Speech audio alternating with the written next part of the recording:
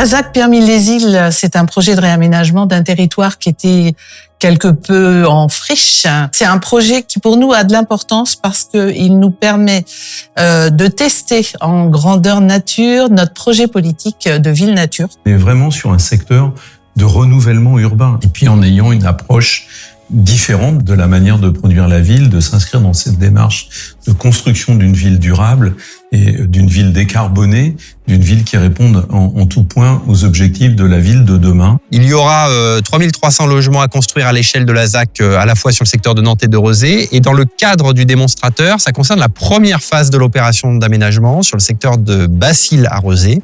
Et là, on parle de 1000 logements. C'est environ 300 000 m² à construire. Globalement, Pierremille-les-Îles, aujourd'hui, est saisi par la question de cette bifurcation écologique, c'est-à-dire la capacité à construire des quartiers de ville qui soient véritablement à la hauteur des enjeux de la transition écologique. Pierremille-les-Îles, c'est un projet collectif. C'est un projet auquel on a associé les filières du territoire, les filières du bois, de la construction en chanvre, en paille, globalement en matériaux biosourcés, en réemploi. Et donc, toutes ces innovations-là sont embarquées par les opérateurs immobiliers qui vont construire sur le projet. Et ils savent qu'ils portent une responsabilité dans le fait de faire avancer collectivement les filières. Et l'innovation concerne des processus très concrets. Comment je construis? Comment je démolis? Comment je plante un arbre? Et c'est en rénovant ces processus-là que, de notre point de vue, on fait avancer la transformation écologique. Le quartier des Gratte-Ciel, c'est le quartier historique de Villeurbanne. Il commence à être construit dans les années 30 sous l'impulsion du maire Lazare Goujon. Et le projet de la ZAC Gratte-Ciel, c'est de doubler ce centre-ville avec la construction de 700 logements, des commerces, un lycée, une école et un cinéma. Ce projet dans la ZAC de Gratte-Ciel Centre-Ville est tout à fait cohérent avec notre vision de quartier habité de grande qualité où on essaye de réduire les nuisances.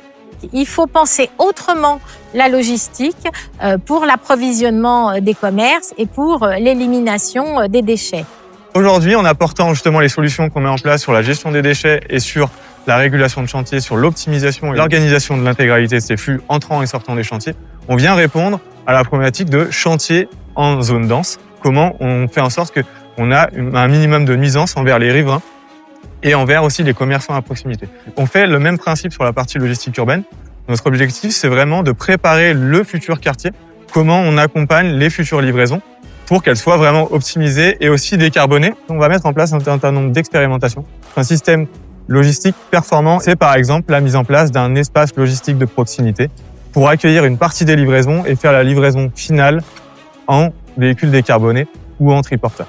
Et donc tout ce qu'on teste aujourd'hui, on souhaite que ça soit duplicable évidemment et réplicable. On a déjà identifié d'autres grands projets d'aménagement pour tester la régulation de chantier, la gestion mutualisée des déchets et aussi la partie logistique urbaine qu'on a prévue dans ce quartier.